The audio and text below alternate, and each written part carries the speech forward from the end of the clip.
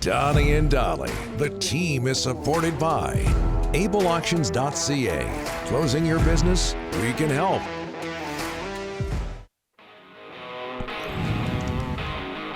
It is Friday, and all of our guests today are brought to you by our friends in Campbell River, the Quinsam Communications Group. I had a great text here from the Delaney's OK Tire and Langley inbox. And there's some people who actually, I've lost it here, but in more ways than one, who agree with me. Going to a game or any sort of event by yourself is not that unusual. Yeah, Chief Swagger. It was Chief Swagger. I saw it. There it is, yes. Chef Swagger, Hell's Kitchen. Yeah. One Saturday night, all my friends were busy. I bought a single ticket from a scalper to watch the Canucks and Capitals. It was a good game. There you go. There you go. Justification for me going to events by myself. Thomas Drance, I'm sure he's pleased to be joining us now from The Athletic, back off of vacation. How are you, sir? Can I do these hits by myself, boys? Can we figure out how I can do these without Donnie and Dolly? Yeah. Well, you can't talk by yourself for 30 minutes, so you can do it. Well, I can do it. This is the one thing. This is the good thing about working in sports, right? I get to go to games all the time, by myself. I don't need it to be a social engagement, and I love it. So, yeah, I have no problem with it. If I wasn't working, I would totally go to a game alone. But you are friends with everybody in the media. We all love you, Thomas. So it's not like you're completely alone. Hey, we're going to do another segment later on Gustav Forsling, but he scores a winning goal last night for Florida. My goodness. But yeah, I know this goes back a bit. Why did the Canucks give up on this guy? They traded him away to Chicago for Adam Clendenning. Yeah, I don't know. I mean, I think they misevaluated Clendenning. I think that was the biggest part. I think there was an impatience. There was a sense that if Forsling hit, he was going to be a little bit of a one-dimensional offensive guy. And they saw Clendenning as basically a similar profile, but ready to play now. They just didn't have the patience to wait it out. And it granted, for Forsling, he went through multiple organizations. He was waived. That's how the Panthers acquired him. It's not like he hit immediately in Chicago. Yeah. But, I mean, honestly, the logic of it's not too dissimilar from, for example, Shinkarik for Marcus Granlund, right? It's just that Clendenning really never hit as an NHL player. Granlund sort of did. And Forsling, after taking a winding road through multiple organizations, has emerged as a pretty interesting top four caliber defenseman, whereas Shinkarik ultimately burnt out. But, the logic of it is the same. The age gap trade, the impatience, the desperation to get NHL contributors now as opposed to being willing to wait it out, develop guys yourself, and give them shots, see what they can be. And this is sort of part of it, too. It gets harder to hit when you start going to organizations because you get different opportunities, right? You're not a management group's guy. And there's biases at play that sort of impact player development opportunities and how a player is treated and handled that's worth being mindful of, right? I mean, there are times where selling high, particularly if a fifth-round pick like Forsling has a really strong World Juniors like Forsling did, right? There can be benefits of doing that. I don't hate that strategy always.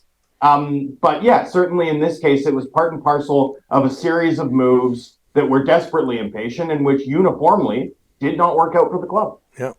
Thomas, you wrote an article in The Athletic about the Canucks cap situation. I believe you do that every year. So how much, without giving too much away, because people want to read the article, how much trouble are the Canucks in? Dire, boys. It's dire. And the point of this piece, if you go read what I wrote last year, it was the Canucks don't have a cap crunch. There are things they can meaningfully do this summer. They're going to have to be careful, though, because of the timeline of Miller and Horvat's expiring deals and on and on.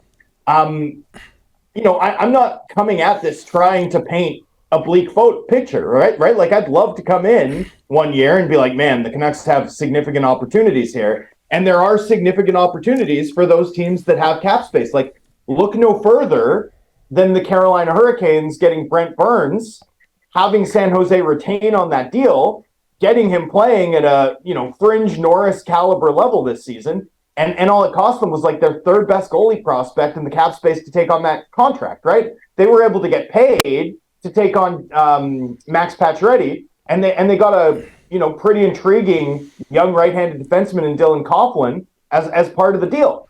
They're going to be positioned to do it again. Seattle's going to have 10 plus million even after they extend Vince Dunn and Will Borgen. Like, they're going to be a wash in cap space. They're probably going to be well positioned to do another version of the Oliver Bjorkstrand trade. The Canucks aren't going to have that luxury. And in fact, my modeling right now suggests that we should probably consider the Canucks to be over the cap going into the offseason based off of where they're at, which is, pretty close to about 80 million committed, and the money that you'll have to budget for Ethan Bear, Niels Höglander, Akito Hirose, and the other RFAs. Assuming it's an $83.5 million cap, it's going to be more than crunchy. This might be the hardest or the worst cap position that the club has occupied going into an offseason in my time back covering the team, which dates back to 2019. And it's not like the club's been flush in those years since. Like, they really cast the die early by, taking back the Beauvillier deal in the Horvat trade, trading for Filip Hronek, extending Kuzmenko, extending Miller. You can like all those players. Your mileage might be high on those guys. You might think that those guys are really good players, but going into this offseason anyway, there's like a bill that's going to come due from the in-season moves that the Canucks have made. And that bill is, they're going to have to make a move to set up a move, right? That list of third-line centers, that list of top four defensemen, your Gavrikovs, your Barbashevs, whatever name Rick is butchering on the show these days, they're going to have to make a trade to set up those types of deals. And if the trade market looks anything like it did last summer, oh boy, that could be an expensive proposition for this club.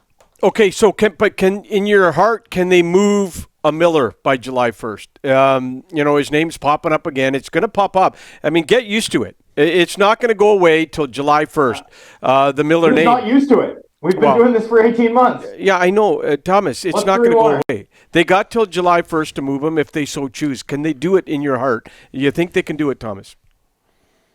I mean, the thing about if you're asking me about Miller versus the Besser, Garland, Myers, or buyout. I know they're saying it not yet, but things change.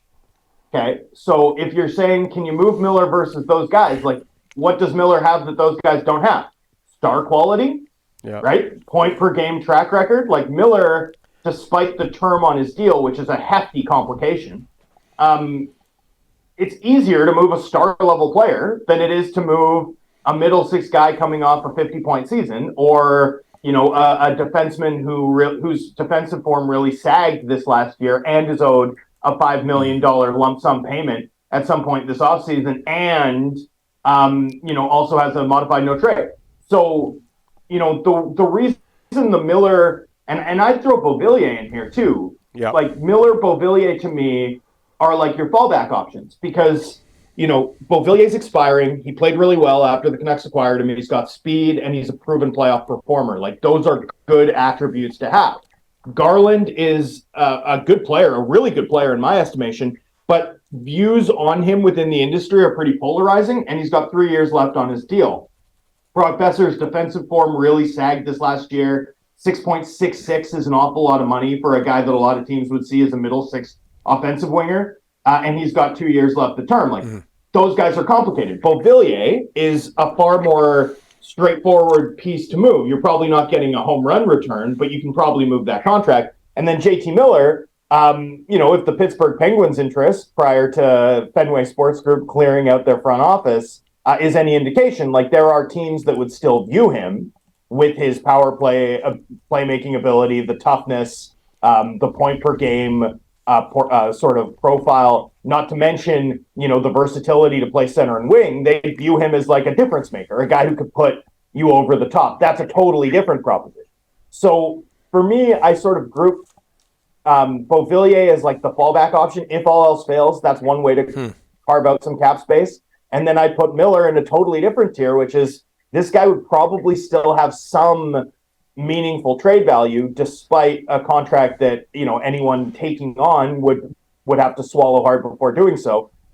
just because of the caliber of player that he is. So, those are some names to track, some things to watch. And if you still think that buyouts are a realistic option here, Rick, and I don't disagree with you because the cap math is so dire that I don't see how this organization can take any weaponry out of their tool belt in trying to solve this problem. I do sort of wonder too about, in addition to the Besser Garland considerations, I think you still have to look at Oliver Ekman-Larsson as a possibility there too. Just because at the end of the day, you'd save almost $7 million next year if you did it. Like that alone creates the space you probably need to go get both a defensive and a third line center upgrade.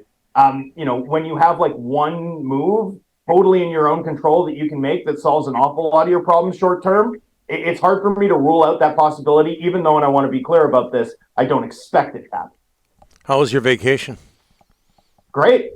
Been hiking every day, swimming, hot tubs at night. It's good. I'll be down here for a month. It's not really vacation though. I'm still working. Oh, wow. Always. Hot tubs. Yeah. Wow. I can't picture you in a hot tub. But anyways. That's a scary thought, boy. Yeah, if you did, that would be scary.